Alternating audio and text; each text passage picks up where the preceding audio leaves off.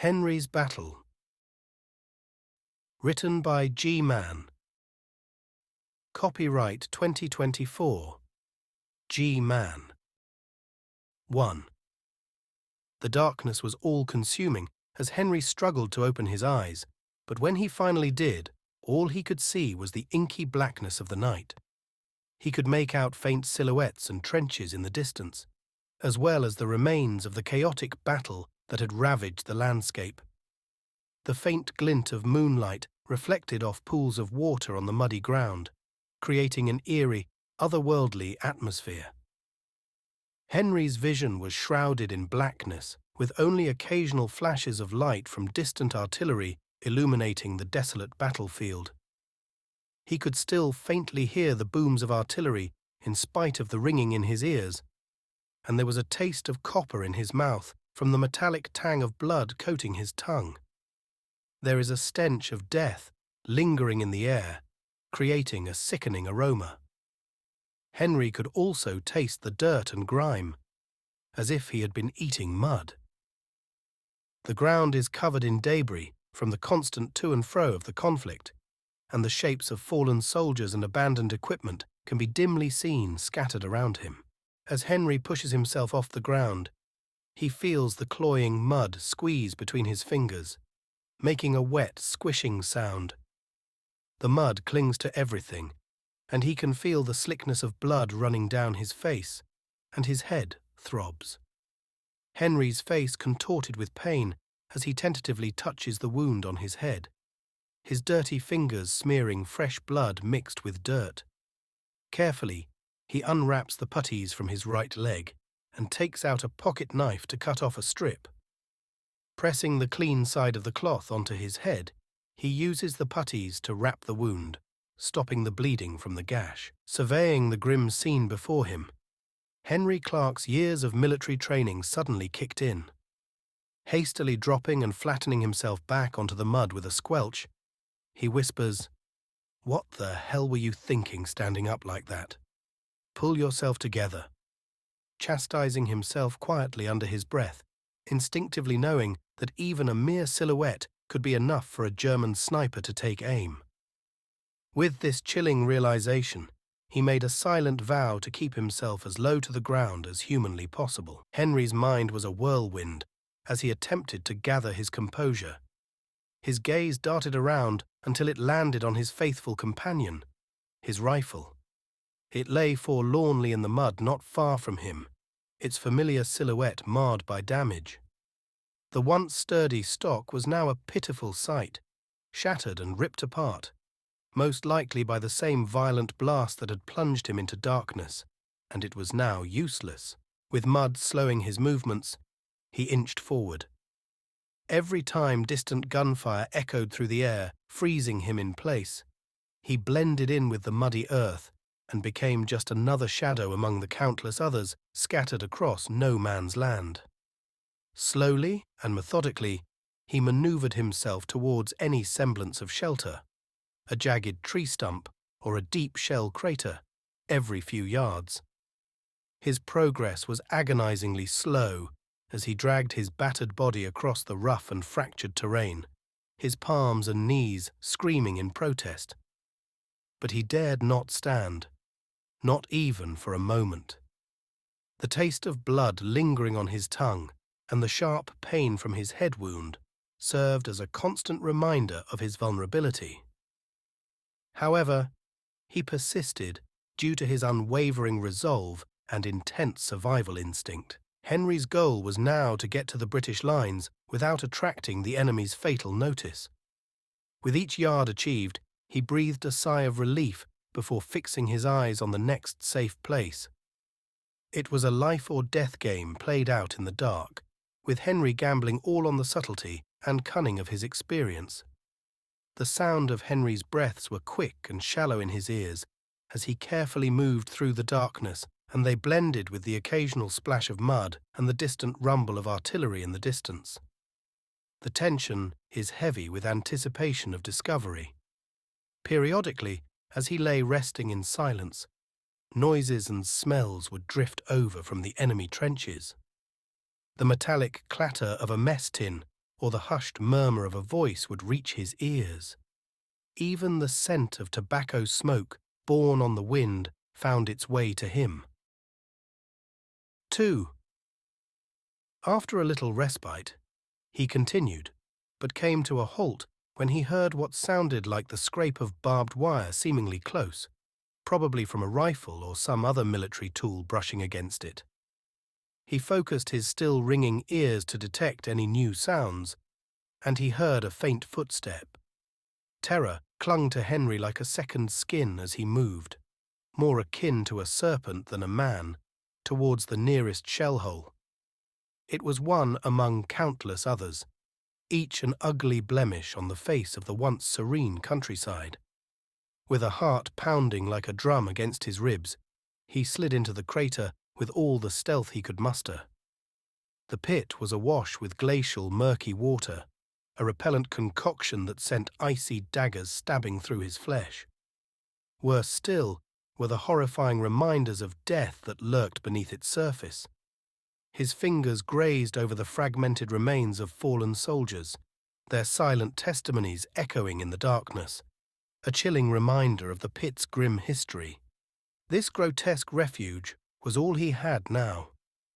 Henry lay rigid within its confines, every muscle taut as he sought to stifle any sound that might betray his presence. The water seemed intent on leaching away his body heat, sapping him of life just as surely as any bayonet thrust could. His cheek pressed against the cold wall of the crater, allowing just enough space for shallow breaths without revealing himself. He strained to catch every sound, whispers carried by the wind and intermittent metallic clinks from enemy equipment. These were signs of the Hun patrols skulking nearby. As he lay there, shivering in fear and cold alike, time stretched out into an agonizing eternity. The fear that a bayonet might suddenly pierce through the darkness and end his life punctuated every second. He made a conscious effort to blend into this bleak scene, just another victim of war's insatiable appetite, while fervently praying for darkness to hide him from prying eyes and enable those who prowled in search of prey to overlook him. The menacing sounds of the patrol dwindled, their retreat granting him a tacit license to escape his frigid refuge. The cold clutched at his limbs as he dragged himself from the shell hole and up against a slight rise in the ground that would shield him from the enemy positions, prying eyes, his movements sluggish and stiff. The icy water had infiltrated his uniform, gluing itself to his skin and threatening to pilfer what little warmth he had left. A wave of relief washed over Henry. They hadn't found him, not this time.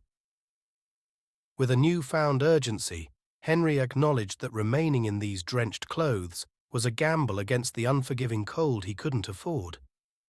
His hands trembled as he stripped off the sodden fabric clinging to him like a second skin. The night air lanced through him like countless icy daggers, yet this fleeting exposure was necessary to evade a certain frozen demise, as he knew that water would rob him of his heat more than cold air ever would. He began with his trousers, wringing out the water with all the strength desperation could muster.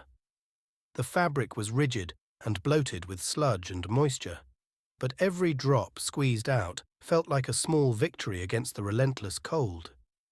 He worked through each piece of clothing until it was merely damp, a considerable improvement given his dire situation. Dressing himself hastily in the still damp garments was an uncomfortable task that made him shiver uncontrollably. However, it served its purpose. His efforts had erected a fragile barrier between himself and the lethal clutches of the life-sapping cold. The frigid, ominous spectre was still a threat, but its hold on him had loosened slightly. With renewed determination and hope, he emerged once more from hiding. Each moment held monumental importance now. He needed to reach the sanctuary of the British lines before dawn revealed him to enemy eyes. 3. Henry hadn't managed to travel much further in his damp uniform when he stumbled upon a familiar face lurking in the gloom. It was Peter Grimes, a comrade from his own ranks, leaning against the shell-scarred stump of a tree. His complexion was ghostly and twisted into an unsettling mask of pain, and his left leg was an abhorrent tableau of shredded flesh and tattered fabric. "Pete," Henry breathed out softly as he dropped down on his haunches next to him. The extent of Peter's injury was grotesquely evident. His leg looked like it had been through a meat grinder, and the fabric around it was thoroughly soaked with blood. Peter's eyelids fluttered open at Henry's voice, a spark of recognition igniting in them. "Nobby Clark," he croaked out hoarsely, his voice quivering like a leaf caught in an autumn breeze. Then, with a macabre chuckle, he added, "What are the odds? Fancy bumping into you here." Henry's mind raced, instantly recognizing the dire urgency. Peter's lifeblood was draining away. If they didn't staunch the flow soon, getting back to their trenches would be a far-off dream, let alone the distant shores of home. Swiftly, Henry repeated the use of puttees, repurposing Peter's into makeshift bandages. With trembling hands, he cinched a tourniquet above Peter's gruesome wound, battling against time and death to halt the crimson flow. "Listen, Pete," Henry vowed with gritted teeth, his voice steady despite the fear twisting in his belly. "I swear, on my life I'll get you back, so don't you dare give up on me." Peter nodded in response, his jaws set tight against the pain and his face pale and clammy as he attempted to rise. But his leg was a mutilated wreck. Walking was an impossibility now. Without missing a beat, Henry grunted with exertion as he hoisted Peter onto his back in a piggyback carry. Together, they set out again towards their comrades' lines. Every step became an act of defiance against gravity and fatigue as Henry navigated through the treacherous, mud-slicked terrain. The extra burden of Peter bore down on him like an anchor in this sea of mud and despair. His legs screamed for mercy under the strain of not only lifting but also balancing Peter's weight while keeping them both low enough to avoid detection. Their journey became a series of short bursts, followed by long pauses for breath and stealthy retreats into whatever cover the shattered landscape offered them. Craters or fallen logs turned into temporary sanctuaries. They moved under the cover of darkness, swallowed by its protective silence and obscurity, each of Henry's laboured steps bringing them closer to safety or disaster, whichever found them first. The relentless illumination from German and British flares served as a stark reminder of their precarious situation, with each sudden burst of light potentially betraying their location to enemy eyes. Whenever a flare pierced the night, Henry and Peter would become statues in the darkness, holding their breath until the comforting obscurity returned, allowing them to resume their treacherous trek. As time ticked away, it felt like the distance to the safety of the British lines was expanding into an infinite expanse before them. Each hard-fought yard was claimed through pure grit and tenacity, their bodies strained to breaking point as they navigated through an endless quagmire of mud and wreckage. Yet despite fatigue gnawing at his edges and fear threatening to consume him whole, Peter remained unyielding. He clung to Henry's back with a tenacity that belied his injuries, his eyes alight with a spark of hope, a hope that had been extinguished until Henry had stumbled upon him. 4. As each painstaking step carried them closer towards the trenches that had become their home in this hellish place, Henry's thoughts swirled chaotically, relief washing over him that they were still drawing breath, fear gnawing at him that they might not make it in time, guilt clawing at his insides that he could fail in his mission to save Peter. But then he remembered. He had made a solemn vow to Peter. He would not let his friend perish in this God-forsaken place. With this promise acting as fuel for his determination, Henry pressed onward. In spite of his muscles protesting, his conviction coursed through his veins like fire. As the first tendrils of dawn began to paint the sky, The encroaching daylight threatened to expose them to the keen eyes of German marksmen. Even more concerning, their own British comrades could mistake them for an enemy and respond with lethal force if they detected any suspicious activity. Henry's mind spiraled into overdrive as he assessed their limited options. Being stranded in no man's land under the unforgiving daylight was not a risk they could afford. His eyes scanned their surroundings desperately for a refuge where they could remain hidden until darkness offered its protective cloak again, or until they could safely signal their allies. A small cluster of trees caught his attention, their trunks scarred by relentless shelling, yet still offering some semblance of cover. "We'll take shelter there until it's safe," he whispered to Peter, whose only response was a nod of agreement through his pain-etched grimace. With what felt like his last reserves of strength, Henry half dragged and half carried Peter towards the makeshift sanctuary. They hid themselves in the most obscure corner they could find, protected by tangled undergrowth and broken branches. As he gingerly settled Peter down, Henry positioned himself as a sentinel, his gaze locked onto the steadily brightening horizon. They hunkered down in tense silence. Even slight movement might draw fatal attention from snipers lurking unseen. The soundscape of the waking battlefield grew louder with each increment of light. Distant shouts, metallic clinks, and sporadic rifle shots echoing eerily across no man's land. All stark reminders of the perilous tightrope they were treading on.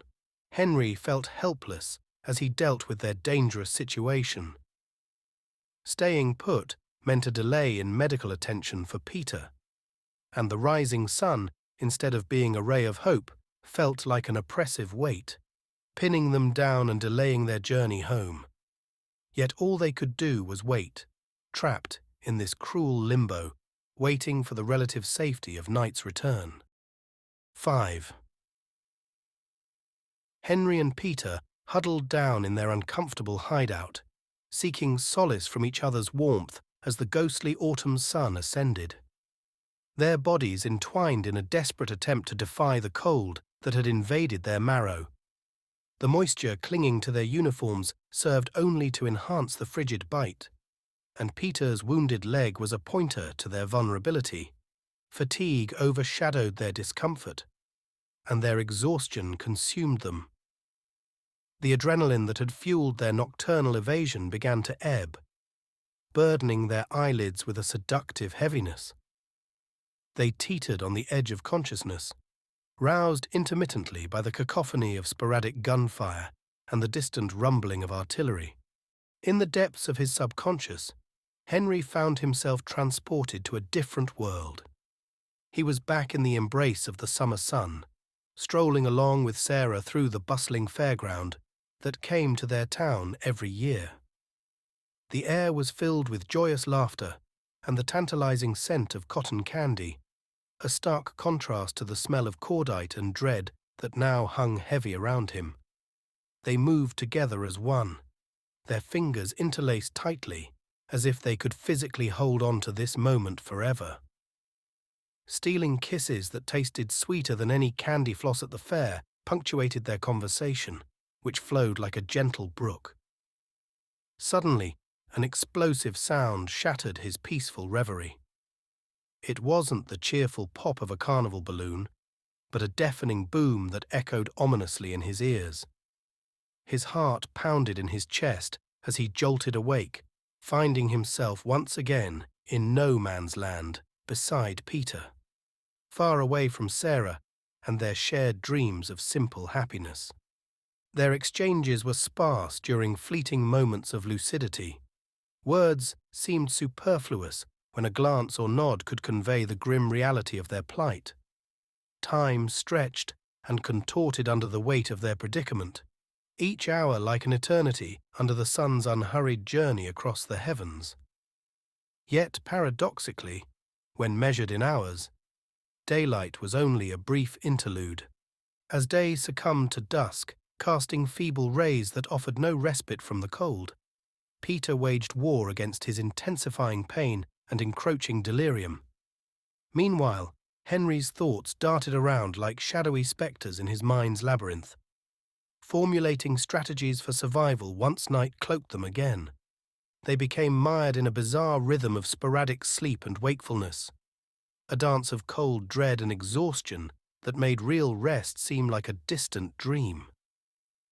As night began its descent upon them, Henry felt an acute sense of urgency prickling his skin. The impending darkness promised them camouflage for their perilous final leg back to sanctuary, the British lines. 6. Peter's gaze showed a sense of diminishing vibrancy as distant echoes of artillery fire filled the air around them. Henry realized he had to keep Peter anchored in the land of the living. Peter! Henry's voice cut through a lull in the artillery barrage, quiet but steady. Tell me about your home. What are you looking for back there?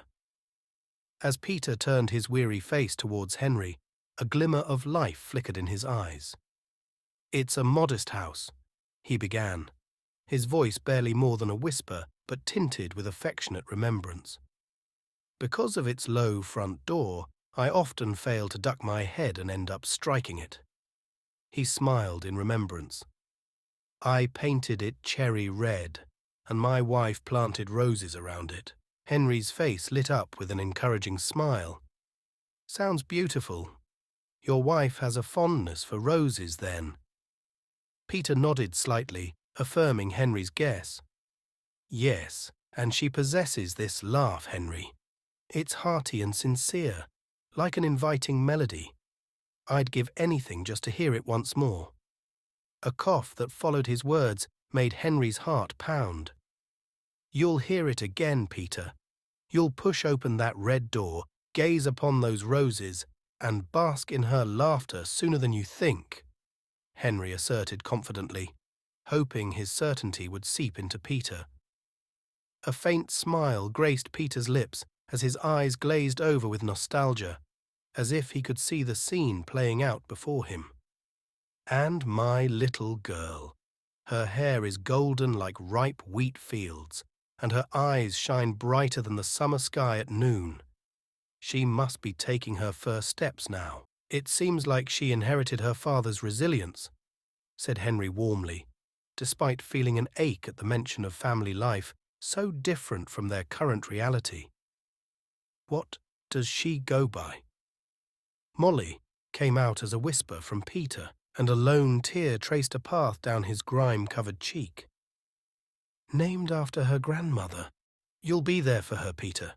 You'll teach her how to ride a bike, maybe even send her off on her first day of school, Henry promised, his words heavy with the burden of promises teetering on the precipice of reality and wishful thinking, the pull to reciprocate, to infuse their shared silence with hopes of his own.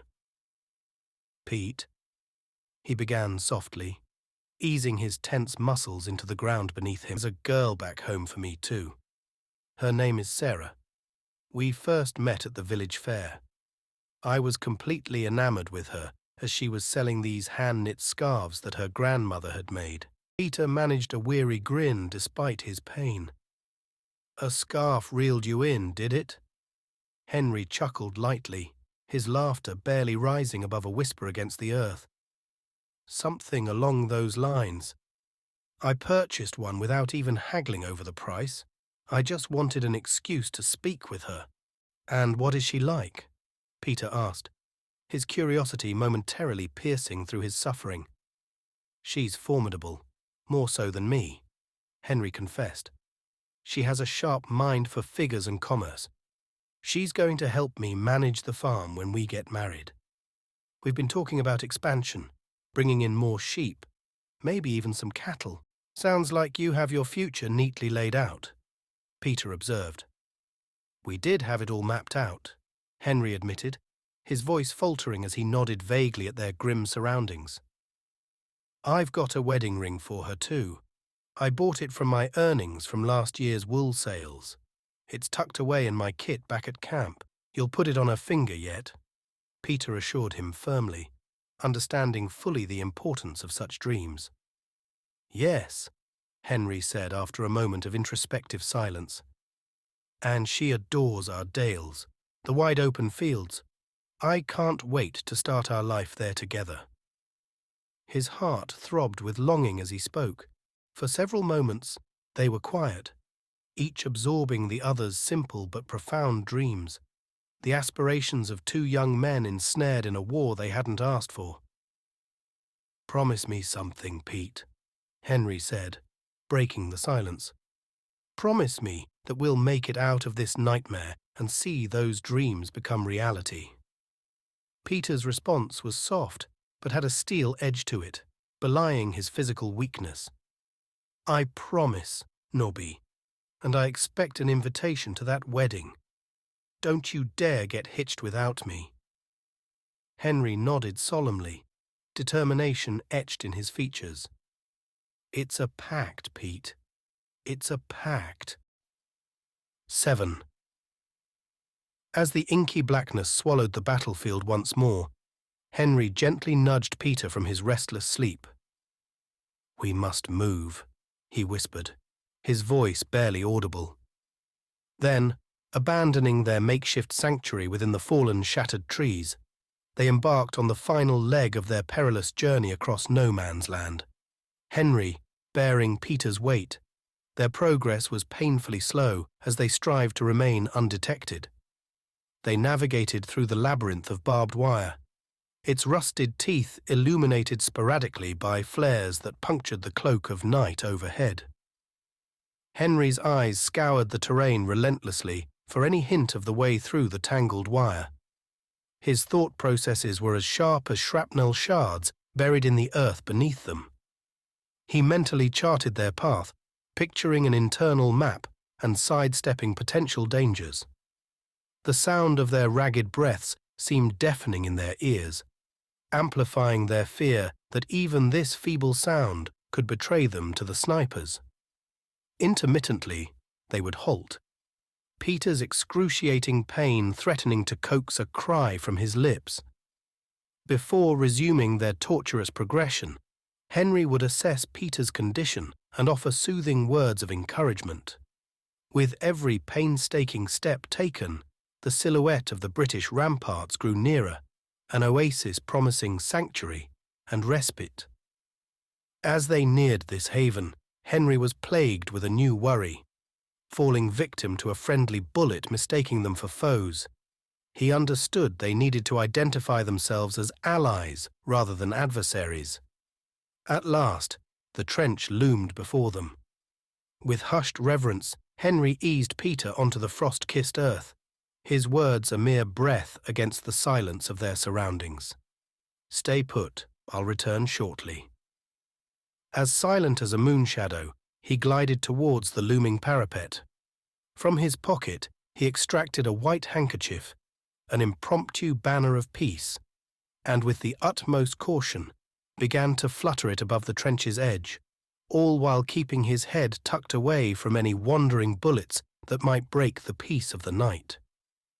Anxiety hung heavy in the air, a tangible fog that seemed to slow time itself, until finally a familiar voice sliced through the silence from the trench.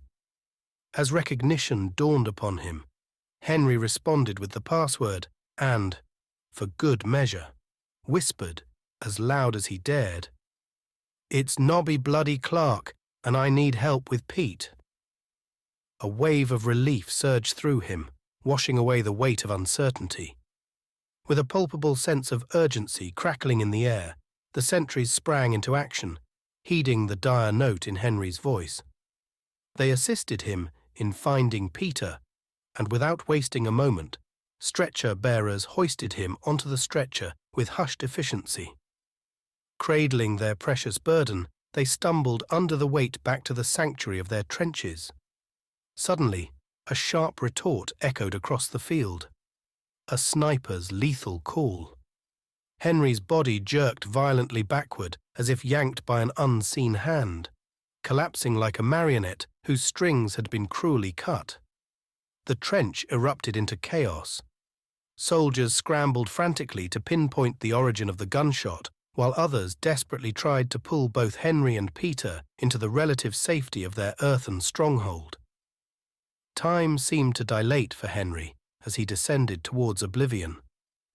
The thunderous rhythm of his heart pounded in his ears, drowning out his comrades' terrified cries and anguished wails. An eerie silence enveloped him like a shroud, stark against the cacophony of warfare that had become his relentless companion. Henry lay motionless on the cold earth beneath him. The men who had rushed to their aid were now locked in frenzied activity, with one group providing suppressive fire at the hidden sniper, while the stretcher-bearers dragged Henry into the trench's protective womb. Frantic hands looked for any indication that he was still alive, and that this brutal conflict had not claimed yet another victim. They looked for rhythmic movement in his chest, or a pulse throbbing under his clammy skin. Anything that would prove that death had not yet visited another soldier in this grim arena. 8. Under a sky of endless grey, the solemn march for Henry unfolded in the local cemetery, where the mournful notes of a bugle wept through the heavy air, leaving behind an echo that seemed to resonate with a final goodbye. People who had shared experiences and memories with Henry gathered in an ocean of black clothing, their faces etched with the sharp strokes of grief. Among them stood Sarah, Henry's faithful love. Her sorrow was an almost palpable entity that seemed to wash over the crowd like waves on a shore. Her eyes, rimmed in red and filled with ghosts, were locked on the flag-draped coffin, a stark symbol of war's toll. Next to her stood Peter, Henry's unwavering comrade in arms. He bore his grief like a soldier does his armour, stoic on the surface but weighed down beneath it all. His gaze held an abyss of devastation that words could not express. As the ceremony moved forward like an elegy in slow motion, each word from the vicar hung in the air, each one a poignant salute to Henry's courage and sacrifice. Family and friends stood close together as if their bodies could form a shield against their shared pain. Their presence spoke volumes about how deeply Henry had touched their lives. Stories floated around, tales of his bravery, his warmth, and his indomitable spirit, painting an ethereal portrait of a life that held so much potential but was cut off too soon. Sarah clung to Peter as if he were her anchor in this storm of sorrow, their shared pain forming a bond that momentarily filled the vast emptiness left by Henry's departure. As the last strains of bugle notes drifted into oblivion, there swept over them all an overwhelming sense of loss. It was as if they collectively acknowledged that without Henry's light, their world had become slightly dimmer. Yet even within this profound sorrow, there was a silent promise made, a vow to remember, to honour, and to cherish the memory of a beloved son, a loyal friend, and a brave soldier. They would carry his legacy in their hearts like an echo that refuses to fade away, ensuring that Henry's light would continue to shine even in his absence. 9. A guttural cry ripped from Henry, a sound that was as much born of agony as it was of the nightmare in which he'd been a witness to his own funeral. He jerked upright, his eyes wild and wide, sweat carving rivulets down his face. The field hospital around him buzzed with activity. The air was thick with the sterile scent of antiseptic and punctuated by the low groans of fellow wounded soldiers. As his vision cleared from the haze of unconsciousness, he spotted a familiar figure on the cot next to him. Peter lay there, pale as chalk yet defiantly alive, a sheet drawn up to his chest. His eyes locked onto Henry's, and in those depths, Henry saw mirrored back at them the price they had paid for their daring escape from no man's land. "We made it, then?" Peter's voice was faint but victorious. Henry tried to respond, but found that speech brought forth fresh waves of torment radiating from his chest. A nurse quickly came to his aid, her voice soft and calming as she helped him gently back down and explained how a bullet fragment had pierced and collapsed his lung.